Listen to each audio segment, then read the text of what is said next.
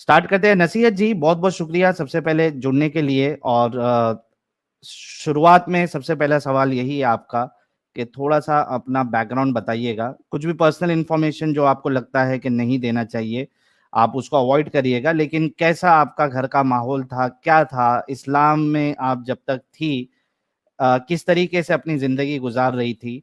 और उसके बाद फिर ऐसा क्या हुआ जो आपको मजबूर कर दिया कि आपने इस्लाम छोड़ना है, ये एक सही मज़हब नहीं है?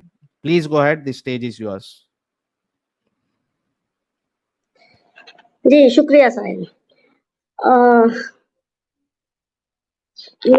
मेरी जो परवरिश हुई वो एक हाइली एजुकेटेड माहौल में हुई। हमारी फैमिली जो है काफ़ी एजुकेटेड रही है, सभी लोग। लेकिन घर में जो है मम्मी वग़ैरह प्रैक्टिसिंग मुस्लिम थीं और जो है एक जैसे जनरली एक मुस्लिम फैमिली होती है, वैसी ही फैमिली थी। और जिस माहौल में मैं रहती थी, वहाँ जो है आस-पास ज़्यादातर साइंटिस्ट लोग थे, रिसर्चर लोग थे। तो मैंने अगर आँख ये कहा जाए कि मैंने आँख खोल के चारों तरफ अपने डॉक्टर, साइंटिस्ट, रिसर्चर ही देखे, तो ये गलत ना होगा।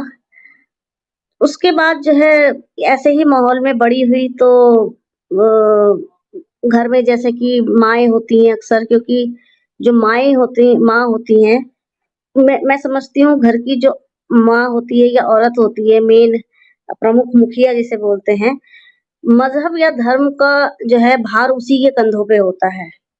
तो इसी हिसाब से मेरी मम्मी का ज़्यादा रोल रहा कि ये सब समझाने में, बताने में या प्रेशर डालने में कि तुम्हें कुरान पढ़ना है। मौलवी लगाए गए, पढ़ा भी कुरान। और कुरान उस टाइम पे तो ऐसे पढ़ा था कि मौलवी साहब 4 लाइनें याद करने को दे देते थे, याद कर लेते थे, फिर वो अगले दिन का सबक दे देते थे, आके सुन लेते थे। और क्या हम पढ़ रहे हैं और क्या लिखा है वो हमें कुछ नहीं पता होता था, सिर्फ़ पढ़ते थे और दूसरे दिन मौलवी साहब को सुनाते थे। तर्जुमे तो बाद में हम लोगों ने पढ़े। तो जैसे एक उस टाइम पर भी पढ़ते थे जब मौलवी साहब से, या धीरे-धीरे हम जब बड़े हो रहे थे, तो जैसे-जैसे बड़े हो रहे थे वैसे-वैसे सवाल भी दिमाग में उठते जा रहे थे कि हम देखते थे कि मुस्लिम घरों में या रिश्तेदारी में या अपने घर में भी कि मतलब काफ़िर और मोमिन के बीच एक क्लियर जो है, एक उनकी जो एक क्लियर डेफ़िनेशन होती थी कि ये जो है काफ़िर है ये लोग और ये जो है मोमिन लोग हैं। साफ़ ये बताया जाता था कि काफ़िरों से दोस्ती नहीं रखनी। हालाँकि हमारी जो फ्रेंड सर्किल रहा वो नॉन मुस्लिम का ही रहा ज़्यादातर। जो है ब्राह्मण फैमिली वहाँ ज़्यादा रहती थी, तो वही फ्रेंड सर्किल में वही लोग थे हमारे। तो लेकिन एक प्रैक्टिस में हम प्रैक्टिकली तो हम उन लोगों से रोज़ मिलते हैं, अच्छे से बोलते हैं, वो लोग भी हमसे बहुत अच्छे से बोलते हैं। उनका हमारा आपस का तालमेल बहुत अच्छा था, फ्रेंड सर्किल बहुत अच्छा था। कोई परहेज़ नहीं कि जो है हमारा खाना वो टिफ़िन खा लेते थे, हम उनका खा लेते थे, कोई परहेज़ नहीं। लेकिन घर में या रिश्तेदारी में जब ये सुनते थे कि ये काफ़िर लोग हैं, इनसे दूरी बरतना चाहिए और ये लोग जहन्नुम में जाएँगे, दोज़ख में जाएँगे, इनकी इनकी इनका गुनाह माफ़ नहीं होगा, ये इनकी बख्शीश नहीं होगी, तब वो दिमाग सोचने पे मजबूर होता था कि जिनके साथ मैं रात और दिन रह रही हूँ, जिनको मैं अच्छे से जान रही हूँ, पहचान रही हूँ, ये आखिर दोज़ख में क्यों जाएँगे? इन्होंने तो कभी हमारा कुछ नहीं बिगाड़ा। हमसे कभी कोई किसी भी तरह की कोई नाइत्तेफ़ाक़ी नहीं हुई, फ्रेंड सर्किल में भी, तो ये दोज़ख में क्यों जाएँगे? और दूसरी बात, अगर ये काफ़िर होने की वजह से दोज़ख में जाएँगे, तो इसमें इनका क्या गुनाह है? अल्लाह ने इनको जो है दिमाग में यही सवाल मेरे सबसे पहले, या मुझे जहाँ तक अपने होश का जो पहला सवाल मेरे दिमाग का जो याद है, वो यही है कि मैं ये सोचती थी कि अगर ये काफ़िर दोज़ख में जाएँगे, तो इनको काफ़िर बनाने वाला भी तो अल्लाह ही है और अल्लाह ने ही इनको काफ़िर घराने में पैदा किया, तो इसमें इनकी क्या गलती? तो ये मैं जब सोचती थी, तो उससे और सवाल उठते थे और जो है घर में या किसी से रिश्तेदारी में या मम्मी से पूछते थे कि भई ऐसा क्यों है? सवाल ज़्यादा उठने लगे। क्यूरियोसिटी बचपन से मेरे अंदर बहुत ज़्यादा थी। तो तो उस टाइम पर सवाल का जवाब तो मुझे कभी नहीं मिलता था। बस सीधे से आंसर ये होता था कि दीन में, इस्लाम में जो है अकल का दखल मना है। अ, तो या फिर ये कहा जाता था कि दीन में हुज्जत नहीं है, या फिर ये सुनना पड़ा कि जो है ये सुनना पड़ा कि जो है जो लिखा है बस वही मानना है, सवाल नहीं करने हैं। फिर मैं सोचती थी कि अगर सवाल नहीं करने हैं, तो सवाल जो दिमाग में अच्छा, सवाल उठ रहे हैं वो इससे नेचुरल है। नसीह जी, मैं बीच बीच में कुछ सवालात आपसे कर सकता हूँ जहाँ पे मुझे लगे कि थोड़ा बहुत पूछना चाहिए? जी, बिल्कुल, बिल्कुल, हाँ, मैं बिल्कुल। ये कह रहा था कि ये जो आपके घर पे काफिरों को लेके जो इतनी नफरत थी, उसकी उसका बेसिस क्या था? मतलब उनके दिलों में इतनी शिद्दत क्यों आ गई थी कि ये इनसे दोस्ती नहीं रखना है या इनके साथ उठना बैठना नहीं है, ये हमारे जैसे नहीं है? ये क्या वजह रही? कुछ आपको ऐसा कुछ समझ में आया कि ये मेरे घर वाले इतने क्यों इस बारे में बातें करते हैं? जी, जो मैंने नोटिस किया, जो मुझे तजुर्बा हुआ, जो एक्सपीरियंस हुआ, ये मुझे क्योंकि आस-पास कोई भी सिंगल ऐसी फैमिली नहीं थी उस जगह पे, एजुकेशनल कैंपस था, सब हाई सोसाइटी वाले लोग थे, हाईली एजुकेटेड लोग थे, कोई भी वहाँ पे अनपढ़ इंसान नहीं था आस-पास किसी भी फैमिली। तो ज़ाहिर-सी बात है झगड़े, लड़ाई इस तरह की तो हमने लाइफ में कभी देखे ही नहीं, या किसी भी तरह की जो आम मुस्लिम मोहल्लों में होते हैं, मोहल्ला टाइप जो जगहें होती हैं, उनमें जिस तरह की बातें होती हैं, वो चीज़ हमारे साइड नहीं थी बिल्कुल भी।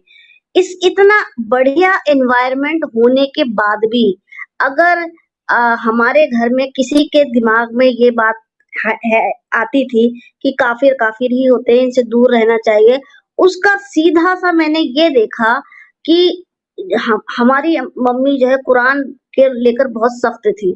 यानी कि वो दिन में कुरान 3 बार तो वो पढ़ती थी। सुबह अर्ली मॉर्निंग, फिर असर के वक़्त, असर ज़ोहर के बीच में, फिर उसके बाद ज़ोहर असर के बीच में, फिर उसके बाद जो है रात में इशा से पहले। और जब तक उनके हाथ-पैरों में दम रहा, उन्होंने तहज्जुद की भी नमाज़ पढ़ी। यानी मैं उनको पागलपने की हद तक देखती थी दीन को फ़ॉलो करते हुए, पागलपने की हद तक। और उसको देख के मैं बड़ा इरिटेट होती थी। मैं देख रही हूँ उनके पैरों में दर्द है, परेशानी है, उसके बाद भी घिसट-घिसट के, लंगड़ा-लंगड़ा के डॉक्टर ने मना किया है कि ठंडे पानी यूज़ नहीं करना है, सुबह अर्ली मॉर्निंग ठंडे पानी, जाड़ों में ठंडे पानी से वज़ू करें। तो मैंने उनको देखा बहुत ही कट्टरता के साथ, बहुत ही सख्ती के साथ उन्होंने दीन को फ़ॉलो किया, और मुझे ऐसा लगता है कि जो है उन्होंने कुरान का जो भी तर्जुमा है, उसपे लफ्ज़-ब-लफ्ज़ उसको फ़ॉलो किया। तो क्योंकि उसमें ज़ाहिर-सी बात है इस तरह की आयतें हैं, सूरा है कि काफ़िर और मतलब इन कुरान में मुझे अच्छे से आज की डेट में मुझे ये बात अच्छे से पता है कि कुरान में कुछ ऐसी सूरा और आयतें हैं, जो इंसान को क्लियरली जो काफ़िर और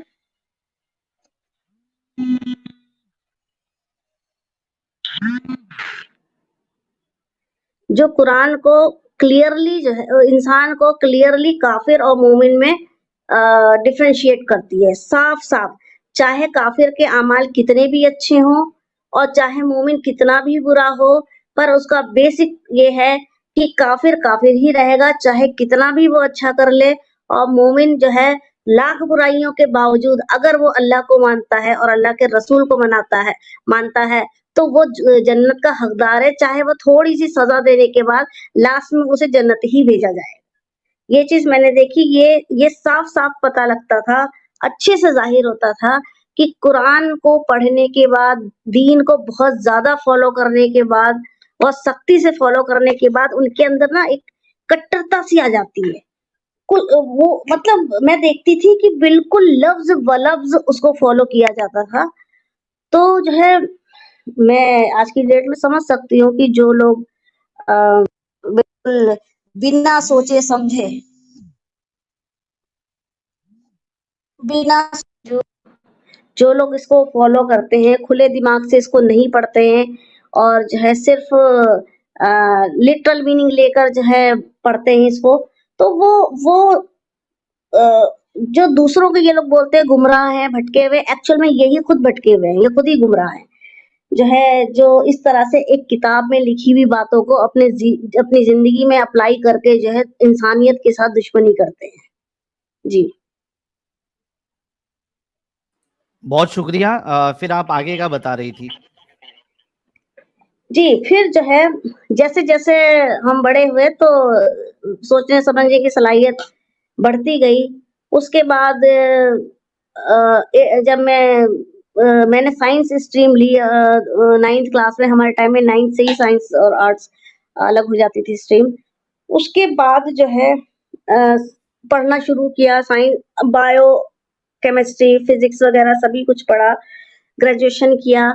तो यहाँ तक आते-आते ये बात सारी क्लियर हो चुकी थी कि दुनिया कैसे बनी, दुनिया एक सिंगल सेल से कैसे इवोल्यूट होकर जो है आगे बढ़ी है, कैसे सिंगल सेल से पूरी पूरी जो है ये स्पीशीज़ बनी, ये सब समझ में आ गया। तो फिर सोचती थी कि किस तरह से बचपन में हम लोगों को बेवकूफ़ बनाया जाता था कि जन्नत से आदम को फेंका और उनकी पसली से हव्वा को निकाला गया, फिर उनके बच्चे हुए और फिर जो है उनकी आपस में शादी हुई, इससे आगे स्पीशीज़ बढ़ी, नस्ल बढ़ी।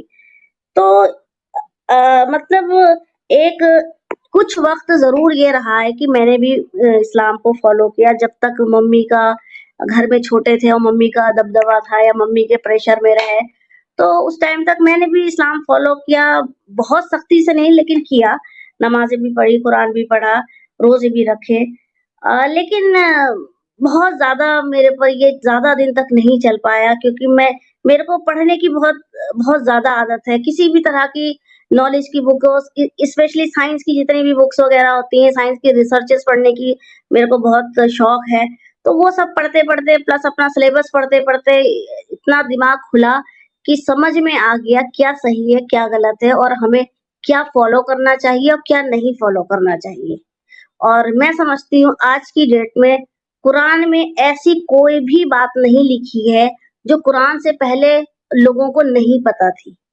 और मोरल वैल्यूज़ के लिए लाइफ में अ, हमें किसी भी किताब की कोई ज़रूरत नहीं है। हमारे अंदर जो मोरल वैल्यूज़ होती हैं, जो वो बचपन से इनबिल्ट होती हैं। हमें भी पता होता है कि चोरी करना गलत है, झूठ बोलना गलत है और किसी की चीज़ बिना पूछे उठाना गलत है। ये बड़ी बुनियादी चीज़ें होती हैं, जो इंसान बचपन से ही समझता है इन चीज़ों को। वो चीज़ अलग होती है कि उनकी परवरिश किस माहौल में हुई है, तो वो उस तरह के हो जाते हैं। नहीं तो हम आज के टाइम में हमारी डेमोक्रेसी, हमारा लोकतंत्र, हमारा कानून, किसी भी देश का कानून कह लो, स्पेशली हमारे देश का भी, हमको अच्छा नागरिक बनाने के लिए सफिशिएंट है, काफ़ी है। हमें किसी किताब की, किसी मज़हब की, किसी दीन की, किसी धर्म की कोई भी ज़रूरत नहीं है। मुझे आज की डेट में ये समझ में आया। बहुत ज़बरदस्त, बहुत ज़बरदस्त। तो फिर क्या मतलब ट्रांज़िशन फिर आपका जो चालू हुआ, तो वो कहाँ पे ख़त्म हुआ? यानी आपने बिल्कुल फिर छोड़ दिया, फिर घर पे से कैसा उसका असर रहा? जी।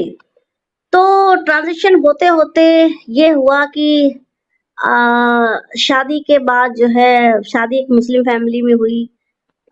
हस्बैंड मुस्लिम, प्रैक्टिसिंग मुस्लिम है, जमाती हैं और ससुराल काफ़ी जो है वैसी रिवायती पर ट्रेडिशनल फैमिली है, जैसे काफ़ी उसको मानती है। ये मतलब जैसे एक होते हैं ना सिंपली मुस्लिम होते हैं, हमारे यहाँ ये था कि 13 साल के लड़के से भी पर्दा करना है, आपके घर में एंट्री नहीं हो सकती, 13 साल के लड़के की भी एंट्री नहीं हो सकती है। तो ये सब देखकर ना मेरा जी और उलझता था, मैं कहती थी कि एक 13 साल का बच्चा जो अच्छा या गलत नज़र पहचानता ही नहीं है, वो समझता भी नहीं होगा, लेकिन आप उसको आइसोलेट कर दो कि नहीं-नहीं तुम्हें घर में नहीं आना, औरतें हैं घर में, तो वो ना चाहते हुए भी सोचने लगता है फिर उस तरफ को। आप इस उम्र में लड़के को ये कह रहे हो कि नहीं-नहीं तुम्हें घर में नहीं आना है, यहाँ औरतें हैं और तुम जो है क्या बोलते हैं नामहरम या महरम जो भी मतलब गैर गैर मर्द हो, जबकि बच्चा 13 साल का है, उसको तुम ये बात बता रहे हो।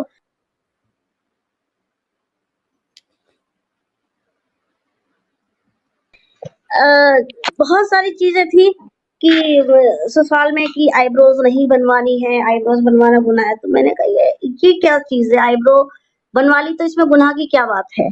तो वो मैंने अपने ससुराल में पूछा, अगर आईब्रो बनवा लिया तो इसमें गुनाह क्या है। तो बोले कि इसमें ये, मैंने कहा इसका लॉजिक बताओ। तो वो कहने लगे कि दर्द अपने अपने जिस्म को दर्द देना गुनाह है। तो मैंने कहा तो ये जो खतना होता है फिर, मैंने कहा खतना फिर क्यों करवाते तो अपने मैंने कहा जिस्म को दर्द दर्द देने देना का गुनाह है। कॉपीराइट, दर्द देने का कॉपीराइट सिर्फ अल्लाह को है। तो अगर कभी म्यूजिक का मुझे शौक है, अगर गुनगुना लिया तो नहीं गुनाह है। मुझे आर्ट्स वगैरह ड्राइंग का बहुत ज्यादा शौक है, अगर मैंने तस्वीर बना ली तो नहीं ये जी गुनाह है, ये हराम अगर है, ये तो अपने हराम है, आप को तस्वीर बनाना दर्द, तो बिल्कुल ही हराम है।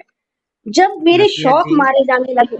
जी, मेरी आवाज आ रही है? मैं कह रहा दर्द देना ही गुनाह है तो एक औरत को तो फिर कभी भी प्रेग्नेंट होना ही नहीं चाहिए।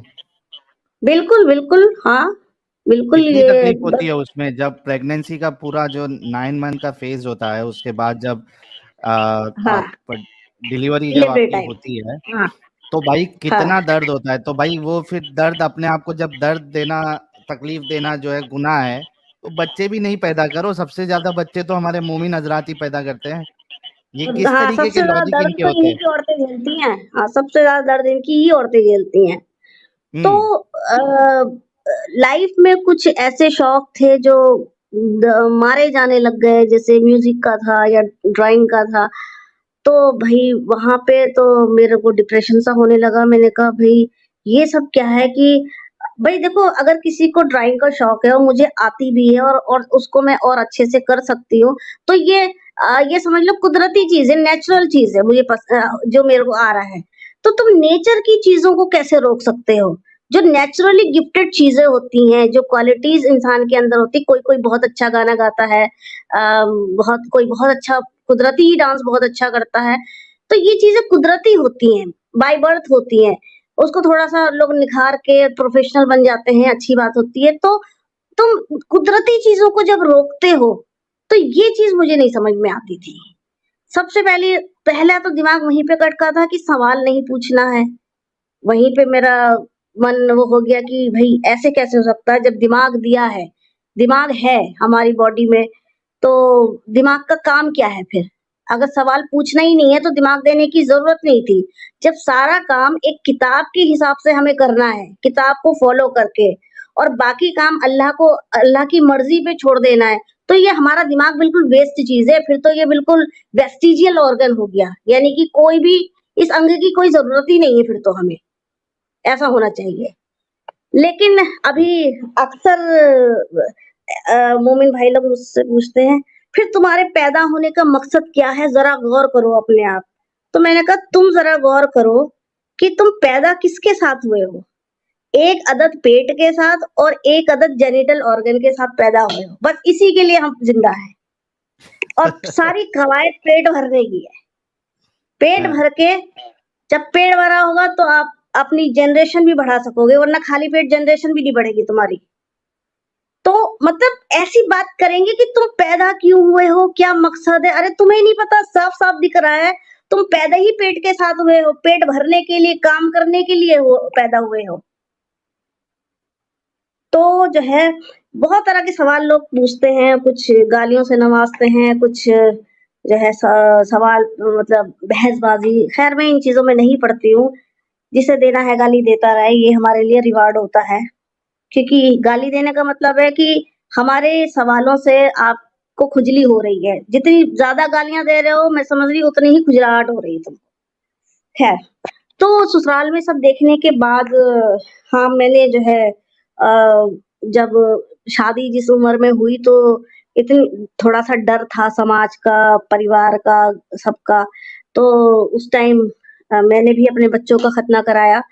अ, लेकिन जो है क्योंकि उस टाइम पे प्रेशर ज़्यादा ससुराल वालों का होता है कि कराना है, और नई-नई शादी होती है तो फिर उनसे हम बगावत भी नहीं कर सकते। लेकिन धीरे-धीरे, धीरे मेरी इतनी बगावत बढ़ गई, मैंने ऐसे-ऐसे मुस्लिम लोग देखे, ऐसी-ऐसी उनकी हरकतें देखी कि मेरा मन ही बिल्कुल मतलब मैं खुलेआम बगावत पे फिर आ गई। पहले एक ज़माने में अज़ान वग़ैरह होती थी तो मैं सर पे दुपट्टा रख लेती थी। लेकिन आज के टाइम पे मैं ऐसा कुछ भी नहीं करती हूँ जो अ, जिससे ये ज़ाहिर हो कि मैं मुस्लिम हूँ। इसलिए नहीं कि मैं ज़ाहिर नहीं होना चाहती, इसलिए कि मुझे समझ में आ गया है, ये सब कितना जो है इंसान को दिक्कतें पैदा करने के लिए सारे काम हैं। एक तरफ जो है एक इंसान मैं अक्सर क्या होता है हमारे ये बाराफ़ात वग़ैरह शब-रात में जब जलसे होते हैं, तो हमारी ही छत पर, हमारे घर की छत पे 4-4 लाउड स्पीकर लगा दिए जाते हैं। और मुझे तेज़ आवाज़ से बहुत तेज़ आवाज़ होती है, शायद सभी को इस तरह से बड़ा दिक्कत होती है, जैसे इख्तिलाफ़ सा अजीब-सा दिल में होने लगता है। तो भई अगर मैं किसी से ये कह देती कि भई मेरे मेरे छत से ये लाउड स्पीकर उतारो, तो शायद यही फतवा देते कि हाँ भाई तुम इस्लाम को पसंद नहीं करती। अरे यार तुम देख नहीं रहे हो कि कितनी मेरे घर में मेरी माँ है वो हार्ट पेशेंट है, मुझे भी खुद शोर से बहुत ज़्यादा दिक्कत है क्योंकि मैं बहुत पीसफुल एटमॉस्फियर से आई हुई हूँ। तो इस तरह से करते मतलब मैंने देखा कि एक-एक चीज़ जो है इंसान को परेशान करने के लिए है।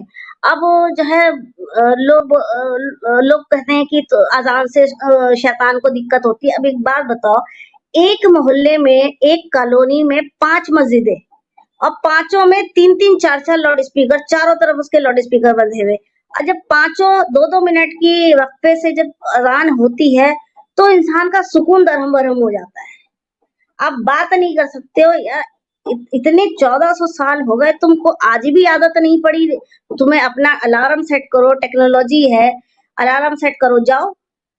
स्कूल जाना होता है तो कोई आपको माइक पे तो बुलाता नहीं है, आपको जॉब पे जाना है, कोई आपको आवाज़ देकर तो बुलाता हाय नहीं है, हाय आप हाय अपने-अपने हाय। टाइम से चले जाते हो। लेकिन क्या चीखना आर्गुमेंट, ज़रूरी है, क्या जबरदस्त। चीखना आप थोड़ा सा म्यूट कर लीजिएगा। जी। क्या जबरदस्त आर्गुमेंट दिया है या एग्जाम्पल दी है नसीहत जी के स्कूल जाना होता है तो वहां से आपको स्कूल से इस तरीके में बोंगे से नहीं बुलाया जाता है। जॉब पे जाना होता है तो जॉब वाले कंपनी वाले आपको बोंगे में नहीं बुलाते। तो भाई तुमको नमाज पढ़ने के लिए ये बोंगे की जरूरत क्या है। और खास करके आप सोचो कि मैं भी इसी ऐसी ही जगह पे रहता था जहां पे तकरीबन आस पास में तब 5-6 मस्जिद थी।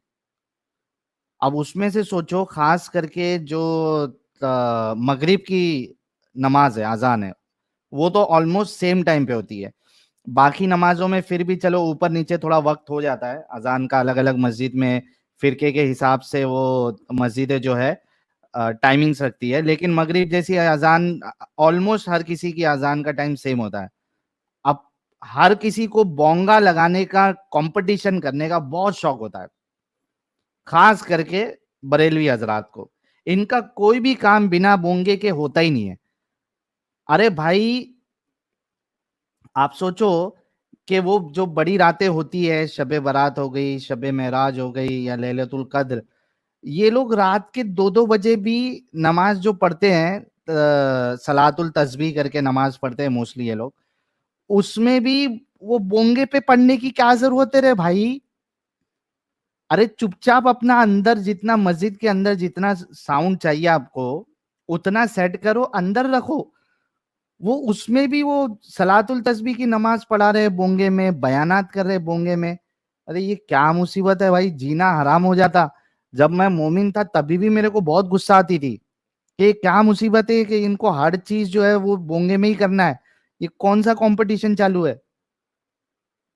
आप सोचो कि जो गैर मुस्लिम होगा उसका फिर क्या हाल होगा।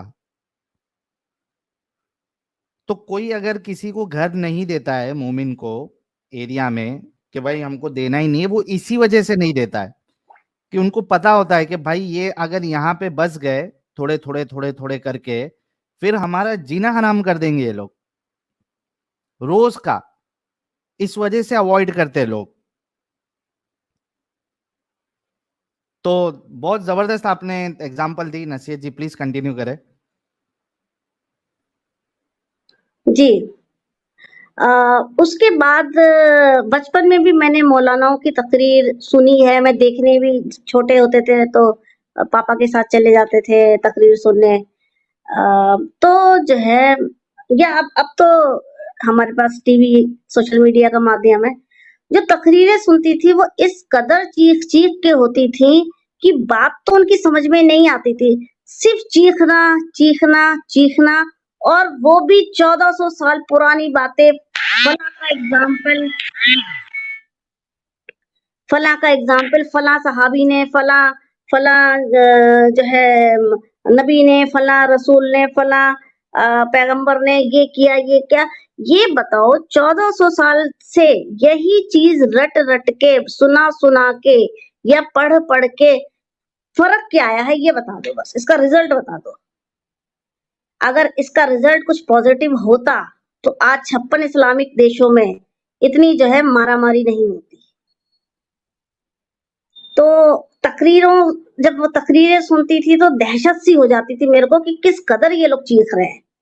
क्योंकि मैं समझती हूँ अगर कोई वाक़ई में धार्मिक इंसान होगा, वाक़ई में अगर होता है कुछ लोग ना भगवान ईश्वर के बिना नहीं रह पाते, वो उनकी कमज़ोरी होती है। तो मैं समझती हूँ असली धार्मिक इंसान वो होगा जो चुपचाप मन में याद करेगा ईश्वर, अल्लाह, भगवान किसी को। उसके लिए कोई शोर-शराबे की ज़रूरत नहीं। जब जब तुम खुद कहते हो अल्लाह शहरक से भी ज़्यादा करीब है, तो फिर चीख क्यों रहे हो ये बताओ? फिर तुम जो है चीख-चीख के तकरीरें करना, लाउड स्पीकर से अज़ानें देना या ज़ोर-ज़ोर से तिलावत करना, फिर उसकी क्या ज़रूरत है? और फिर दिखावा किस बात का करना? जब अल्लाह शहरक से भी ज़्यादा करीब है, तो वो तो दिलों का हाल जानने वाला है। वो तो जानता ही है ना कि मैं कितनी ग्रेटफुल हूँ उसके लिए कि उसने मुझे पैदा किया और मैं उसके लिए बड़ी एहसानमंद हूँ। वो तो जानता ही है ना। ये सब दिखावा भी मतलब 2 बातों में इनकी कंट्राडिक्शन है।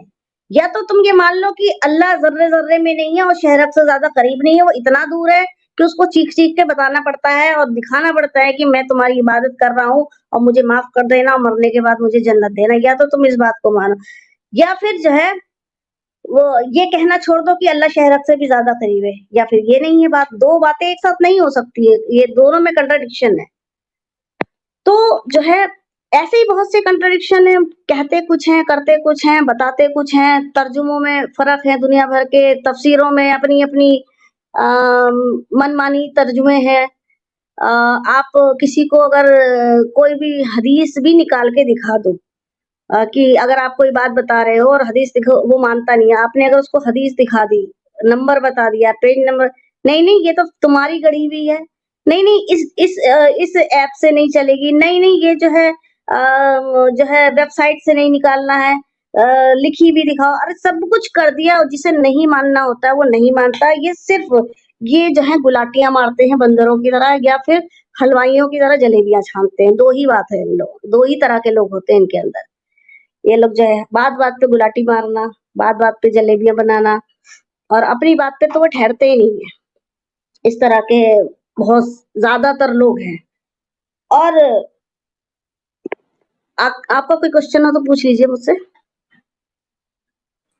नहीं आपकी बातों में इतनी क्लैरिटी है कि उसमें सवाल आने की ज़रूरत ही नहीं है। बहुत ज़बरदस्त तरीके से आप अपनी बात रख रही हैं। आई एम श्योर कि जो मोमिन और मोमिनाएँ सुन रही होंगी, दे शुड रिलेट के आप क्या बता रही हैं और वो हकीकत है या नहीं है। जी, प्लीज़ गो अहेड। जी, उसके बाद मैं टीचिंग करती रही हमेशा से, साइंस मेरा सब्जेक्ट रहा। तो अ, मतलब अभी सीखने समझने की जर्नी चल ही रही है क्योंकि सीखना समझना तो ताउम्र रहता है, हमेशा रहता है, ये तो कभी खत्म होने वाली जर्नी है ही नहीं। लेकिन अब तक जो सीखा और समझा, उससे यही समझ में आया कि मज़हब जो है सिर्फ़ शक्ति प्रदर्शन का अखाड़ा है और कुछ नहीं।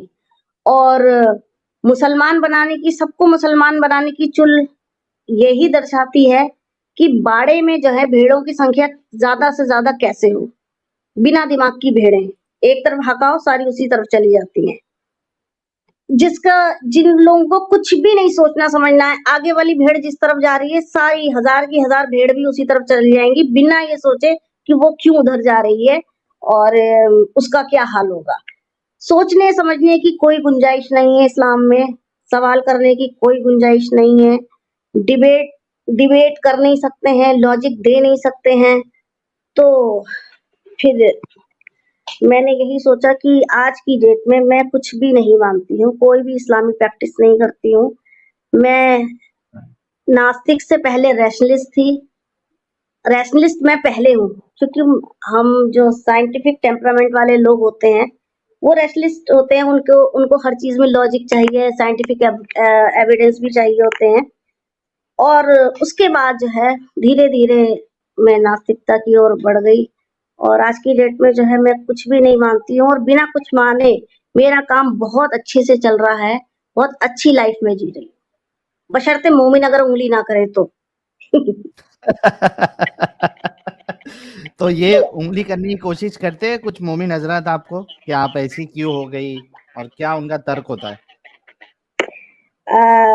वैसे ऐसे जानने वालों को तो नहीं पता है कि मेरी क्या आइडियोलॉजी है। मैं असल में बहस भी नहीं करती हूँ, क्योंकि ऐसे लोगों से बहस का कोई फायदा भी नहीं होता है। जिन लोगों को सिर्फ अपनी बात मनवानी होती है या थोपनी होती है, उन लोगों से बहस करके उन्हें बता के भी कोई फायदा नहीं है।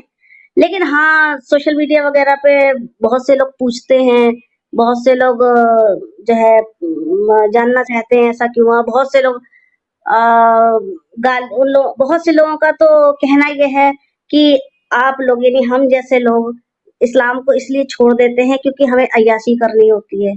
भाई तुम पहली बात तो ये बताओ, तुम अय्याशी कह किसको रहे हो? और अगर मैं जहाँ तक समझती हूँ तुम्हारी अय्याशी की डेफिनिशन क्या है, तो वो अय्याशी तो तुम मरने के बाद भी करोगे। तुम्हें मौलवी इसी बात की तो गारंटी देता है कि नमाज पढ़ो अय्याशी करने को मिलेगी जन्नत में। तो फिर क्या तकलीफ है?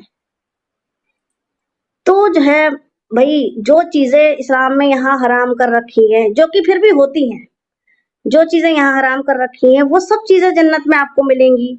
औरतें भी मिलेंगी, शराब भी मिलेंगी, दिन-रात सेक्स करिए अनलिमिटेड और जो है जो चीज़ें यहाँ हराम है, वहाँ सब हलाल है। तो ये समझ में नहीं आता है कि किस बेस पर किस बेस पे यहाँ हराम है और किस बेस पे वहाँ हलाल है। और दूसरी बात ये कि अ, इतना कुछ करने के बाद भी जो जो इस्लाम में मुझे मुझे एक चीज़ बहुत ज़्यादा बुरी लगी अपने जो है शादी से पहले भी मैंने उन चीज़ों को देखा, शादी के बाद भी देखा। हमारे कई जगह रिश्तेदारी में या अड़ोस-पड़ोस में किसी की तलाक हो जाती है। तलाक ऐसी होती थी कि औरत घर गई अपने मायके और आदमी नाराज़ हो गया कि तू जल्दी क्यों नहीं आई? आज आने को कहा था, आज क्यों नहीं आई? भई किसी वजह से नहीं आ पाई। ले भई तलाक, तलाक, तलाक। बेचारी ससुराल वापस ही नहीं आ पाई, हो गई तलाक। मतलब सेकंडों में औरत जो है घर की दहलीज से बाहर हो जाती है, उसके बच्चे भी छीन लिए जाते हैं। ऐसी भी तलाकें देखी कि भई नमक ज़्यादा हो गया, मिर्च ज़्यादा पड़ गई, ले भई तलाक, तलाक, तलाक, हो गई गुस्से में तलाक। और औरतें भी महान कि 3 बार उन्होंने कहा और हो भी गई, वो घर भी बैठ जाती हैं।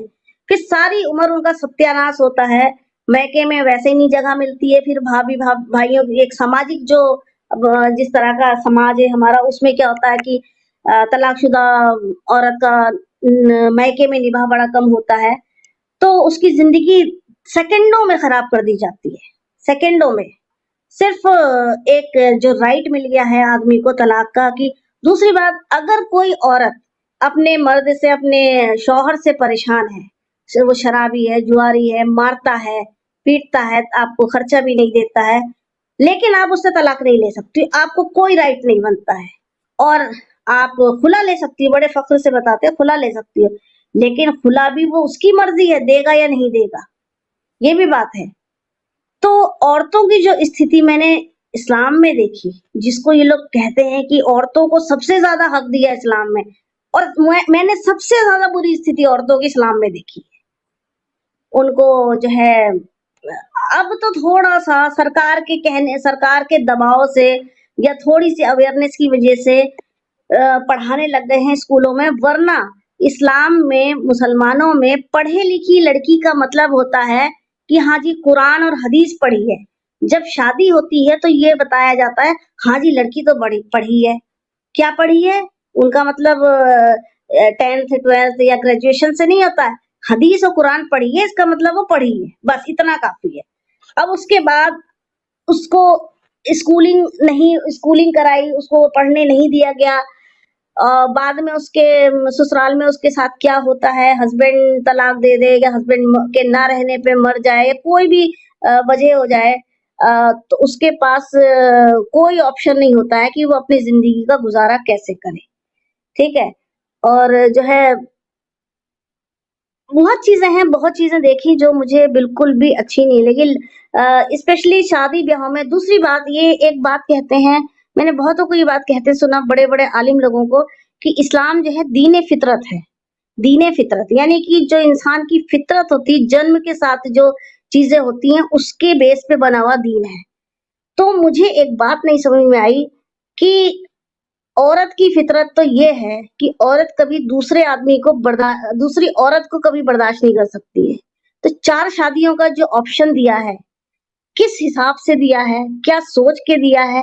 क्या बनाने वाले ने ये बात नहीं सोची कि अगर एक औरत पे दूसरी औरत, दो दूसरी पे तीसरी और तीसरी पे चौथी आ जाए, तो किस कदर दिल दुखेगा किसी एक औरत का, एक बीवी का, कि जो है बिल्कुल नेचुरल सी बात है, कभी भी नहीं औरत इस तो बात को बर्दाश्त नहीं कर सकती तो है। इसमें असल में एक जन की जो फितरत है उसको पूरा हाँ, किया गया है, दूसरे की फितरत को खुडे लाइन लगाया है। हाँ, ये कहते बिल्कुल, हैं कि बिल्कुल। मर्द की फितरत है कि वो they want to go for multiple partners. तो हुँ, उनकी उनकी फितरत को तो पूरा कर दिया, लेकिन जो औरत की फितरत है कि they don't want to accept multiple, उनका जो हुँ, एक पार्टनर है उसके मल्टीपल पार्टनर हो, वो एक औरत बर्दाश्त नहीं करती है मोस्ट ऑफ द टाइम। हुँ, तो वो औरत की फितरत को मार दिया है। यहाँ भी मर्दों का फायदा। हाँ। और अगर अगर ये कहते हैं कि वो उस टाइम पे इसलिए, क्योंकि इनके आर्गुमेंट्स, मतलब इनकी ये पॉइंट ढूँढ लाते हैं कि उसका जो है डिफेंड ढूँढ लाते हैं कि इसलिए कहा था, इसलिए बनाया था ये कानून, कि उस टाइम पे जो है जंगें होती थी, मर्द शहीद हो जाते थे, उनकी औरतों को कौन संभालता। चलो इस बात को अगर एक्सेप्ट कर भी लिया जाए, तो ये बात तो होना चाहिए था कि ये हदीस, ये बात, ये कानून सिर्फ उस वक्त के लिए था। अब फ्यूचर में ये चीज नहीं होगी, ऐसा तो कहीं नहीं लिखा है। सऊदी में आज भी 4 शादी होती है, 3 तो बड़ी आम शादियां हैं वहां पे, और इंडिया में भी 2 शादी देखी है, बहुत देखी है मैंने। तो तो जो है ये बहाना बनाना कि जो है उस टाइम जंगों के टाइम पे ये लॉ आया था, तो उसी टाइम खत्म कर देना चाहिए था ना। या बाद में ये, अब वो है कि शरीयत में बदलाव भी नहीं हो सकता है, उसको डिफेंड भी करना है, उसका बचाव भी करना है, और अपनी बात मनवानी भी है। और शरीयत की आड़ में जो है, अब मैं भी वही कहूंगी, अय्याशी करते हो शरीयत की आड़ में, तुम अय्याशी भी करोगे 4-4 औरतें रखकर। शादी होने का मतलब ये थोड़ी है कि निकाह तुमने कर लिया 4 औरतों से तो तुम अय्याश नहीं कहलाओगे। क्यों की है 4 शादी का मकसद ही क्या है? अय्याशी तो है, एक साथ रखने का क्या मकसद है?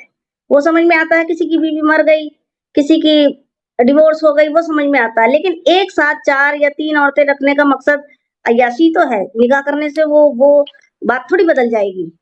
नहीं वैसी लेकिन शर्त भी नहीं है ना कि आप जो दूसरी तीसरी करोगे वो डिवोर्सी होना चाहिए या हुँ, विधवा होना चाहिए, ऐसी कोई शर्त नहीं है। आप कुंवारी से भी कर सकते हैं, बल्कि आप हुँ, बच्ची हुँ। से भी कर सकते हैं।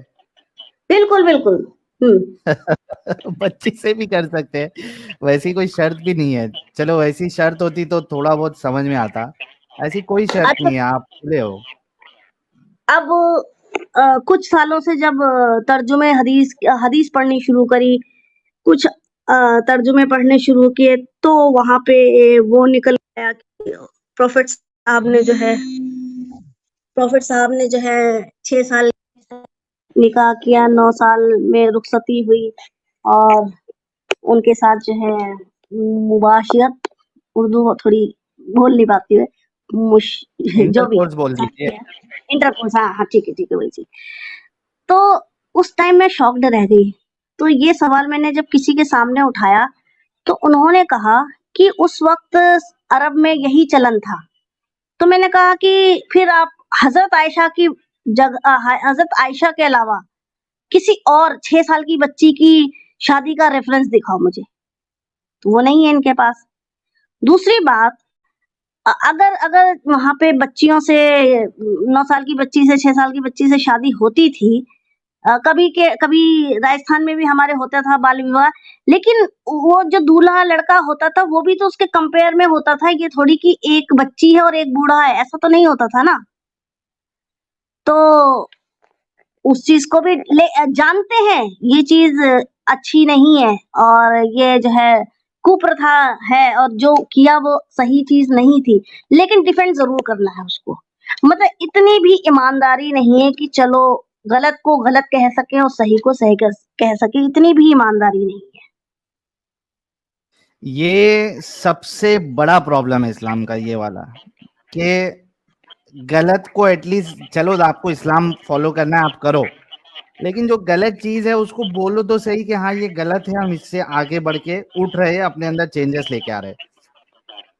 जिस दिन मेजॉरिटी ऑफ मुस्लिम्स जो इस्लाम फॉलो करते हैं, अगर ये उनके अंदर चीज आ गई, भाई मैं आप लोगों से वादा करता हूं, मैं अपना चैनल बंद कर दूंगा।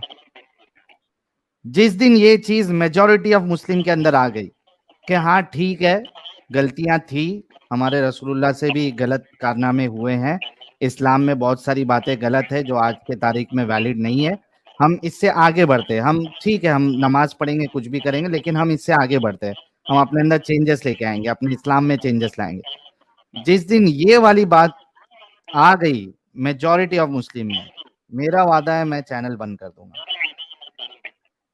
तो ये बहुत बड़ा प्रॉब्लम है कि गलत को ये लोग गलत बोलते नहीं है ना मानते हैं। जी नसीहत जी, प्लीज गो अहेड।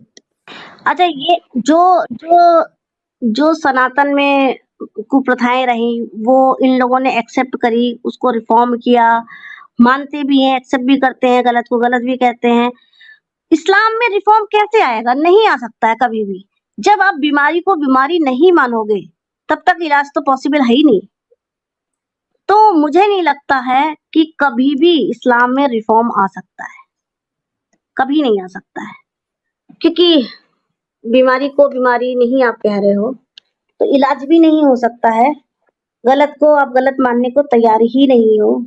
उसको शुगर कोटिंग करके बढ़िया सा पॉलिश करके दूसरों के सामने पेश कर रहे हो और अंदर चाहे वो पॉटी हो, अंदर की बात, लेकिन उसको आप जो है शहद लगा के पेश कर रहे हो, तो ऐसे काम नहीं चलता है। तो आज की डेट में जो है मैं कंप्लीटली जो है बाहर हो चुकी हूँ और मेरे बच्चे भी जो है एक अच्छे इंसान हैं और कुछ नहीं है वो। और उन्हें भी अच्छा इंसान बनने के लिए किसी भी मज़हब की ज़रूरत कभी पड़ी ही नहीं।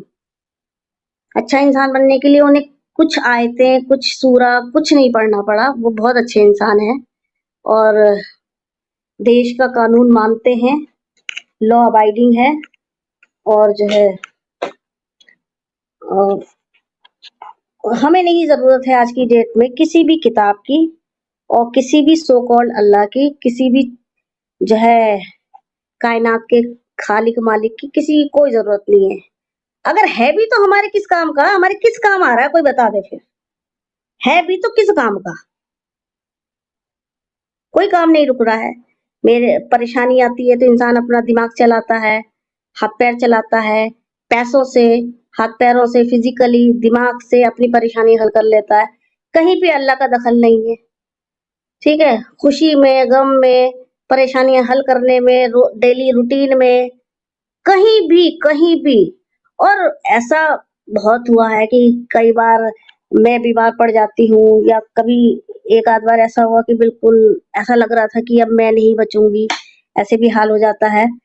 तो लाइफ में कभी भी उस टाइम पर कोई दुआ कर दे मेरे लिए, मैं कहूँ किसी से या मैं अपने दिल में ये कहूँ या अल्लाह मुझे बचा ले या ये मैं कहूँ या अल्लाह मुझे ठीक कर दे, ऐसा तो कभी हुआ ही नहीं है। या कभी परेशानी आई है तो मैं कभी भी नमाज रोजा करने नहीं खड़ी हो गई, कभी लाइफ में नहीं कि भाई अब तू ही मेरा सहारा है, कभी भी नहीं। मुझे सबसे ज्यादा कमजोर लोग लगते हैं जो इस तरह के बात करते हैं कि वही सहारा है, जो करेगा वही करेगा, उसके सिवा कोई नहीं। सबसे ज्यादा कमजोर लोग लगते हैं ऐसे लोग, क्योंकि जो करना है हमें करना है, चाहे हाथ पैरों से करना है, हमें करना है, हमारे घर वालों को करना है, कोई दोस्त अहबाब आपके काम आता है तो ठीक है, वरना और किसी भी ईश्वरीय शक्ति का कोई दखल नहीं है हमारे कामों में, कोई ज़रूरत नहीं है। जी। बहुत ज़बरदस्त तरीके से नसीहत जी आपने अपनी बात रखी, मज़ा आ गया एकदम सुन के। अभी यानी फिर आपकी अभी कुरान के बारे में या रसूलुल्लाह के बारे में आपकी क्या सोच है अभी? अब कुरान के लिए तो मैं ऐसा समझती हूँ कि ठीक है, अपने टाइम में पढ़ लिया, वरना कुरान ऐसी कोई अपीलिंग किताब नहीं है, अपीलिंग बुक नहीं है कि जिसे हाय, हाय। बार-बार पढ़ा जाए। इतनी इंटरेस्टिंग बुक नहीं है कि जिसे बार-बार पढ़ा जाए। ना कोई ऐसी हिदाया है जो कि उसको पहले से जो बातें नहीं इंसान जानता है कि उस हिदाया के लिए हमको पढ़ना पड़ेगा। उसमें चंद घटनाएँ किसी की अरब अरब के बद्दुओं की कुछ घटनाएँ हैं, कुछ बेसिर पैर की बातें हैं, कहीं से शुरू होता है, जाने कहाँ जाके खत्म होता है, नेक्स्ट पता नहीं क्या शुरू हो जाता है। तो ऐसा लगता है मुझे कि कहीं का ईंट, कहीं का रोड़ा, भानुमति का कुनबा जोड़ा, ऐसा वाला लगता है। तो आप बार-बार पढ़ने की बात कर रही है, मोमिन हज़रात तो एक भी बार नहीं पढ़े होते हैं। मुसलमानों की अक्सरियत जो है, मेरे ख्याल से हाँ, 90% मुसलमानों ने आज तक पूरी कुरान कभी मानी के साथ पढ़ी नहीं होगी। ये मैं दावे के साथ कह सकता हूँ। बिल्कुल नहीं तो पढ़ी एक होगी, बार बिल्कुल पढ़ना भी ही नहीं। मुश्किल है तो बार-बार कहाँ से पढ़ेगा? मेरे ख्याल से दुनिया में इससे बोरिंग किताब, इससे एम्बिगुअस किताब दुनिया में कोई नहीं होगी। बिल्कुल। और जो है अच्छा सब कुछ जानते हुए जिसने नहीं भी पढ़ी होती है, वो आपसे कहते हैं कुरान रोज़ पढ़ना चाहिए। एक पारा ना पढ़ पाओ तो एक रुकू पढ़ो, एक वो पैरा तो पढ़ो, सिर्फ़ अरबी एक पढ़ने पैर की बात करते हैं ना, हाँ, हाँ, वो भी अरबी ही माने के साथ पढ़ने कहाँ की। पढ़ते हैं। अब ये बताइए जो ज़बान हम जानते ही नहीं है, उसको सारी उम्र दोहराने से क्या फ़ायदा है? क्या हासिल वसूल है? क्या हासिल वसूल है? कुछ भी नहीं। टाइम वेस्टिंग है। और जहाँ तक प्रॉफ़िट साहब की बात है, अपने टाइम में वो जो भी कर गए और जो है क्या कर गए ये एग्ज़ैक्टली किसी को ये भी नहीं पता है, क्योंकि हदीसें भी उनके बहुत साल बाद लिखी गईं। उनके सामने तो कुरान कंपाइल भी नहीं था। कितनी मिक्सिंग हुई होगी कोई नहीं जानता, खुद हुजूर नहीं जानते होंगे आज की डेट में, खुद प्रॉफ़िट अब उतर के कहेंगे भई कुरान ये नहीं थी, मारेंगे ये लोग। तो जो है अ, अब जो है अच्छा मैं नोटिस करती हूँ कि कुरान में अल्लाह गवाही दे रहा है हुजूर की, प्रॉफेट साहब की, प्रॉफेट गवाही दे रहे हैं अल्लाह की। बस हाँ, 2 ही लोगों की बात चल रही है। इसकी गवाही वो दे रहे हैं, उसकी गवाही वो दे रहे हैं और तीसरा कोई नहीं है वहाँ पर। सर्कल में घूम रहा है। बस अल्लाह है ये इसमें किसने किताब बताया? में लिखा है अल्लाह है हाँ, मैं कह रहा हूँ कि मौत का कुआँ अल्लाह है टाइप ये का है। किसने बताया? रसूल ने मौत का बताया। और ये रसूल है हाँ, किसने हाँ। बताया? अल्लाह ने बताया। ये किसने बताया? रसूल ने बताया। अच्छा ये किसने बताया? रसूल को अल्लाह ने बताया। तो ये सर्कल में ये पूरा आर्गुमेंट है। हाँ, ये बिल्कुल मौत के कुएँ में मोटरसाइकिल चलाने वाली बात है। गोल-गोल घूमते हो वहीं आ जाओगे फिर वापसी। तीसरा कोई उसका गवाह नहीं है, कोई शहादा नहीं है। तो जो है ये सब देखने के बाद तो मुझे कंप्लीटली ये अच्छे से एहसास हो चुका है कि जो है सारी बोकस कहानियाँ हैं। सिर्फ़ ताकत बनाए रखने के लिए, एक झुंड को तैयार रखने के लिए ही मज़हब थोपा जाता है। अपने गिनती बढ़ाने के लिए क्वांटिटी बढ़ाते रहो, क्वालिटी का कुछ नहीं पता। क्वालिटी हाय, से हाय, कोई हाय! मतलब नहीं है। हाँ, तो मैं कहती हूँ क्वांटिटी में तो बैक्टीरिया भी बहुत होते हैं, इंसानों से भी ज़्यादा संख्या बैक्टीरिया की होती है। पैथोजेनिक बैक्टीरिया जो बीमारी फैलाते हैं। तो ऐसी संख्या का क्या फ़ायदा जब बीमारी फैलाए? तो मैं समझती हूँ ये कि जो आर्ग्यूमेंट है, बहुत देते हैं ना मोमिन हजरात, इस्लाम तेजी से फैल रहा है, तेजी से फैल रहा है। हाँ, तो इस्लाम तेजी से, बैक्टीरिया भी तेजी से ही फैलते हैं, ये है। कैंसर भी तेजी से फैलता है, वायरस भी तेजी से फैलते हैं। और जो है दूसरी बात, तेजी से फैल रहे हैं तो भाई काम ही क्या है? नल्ला पाया खाओ, इंटरकोर्स करो, बच्चे हो गए, तेजी से फैलेगा। न, नल्ला पाया खाओ, काम बजाओ, आबादी बढ़ाओ, तो तेजी से ही फैलेगा।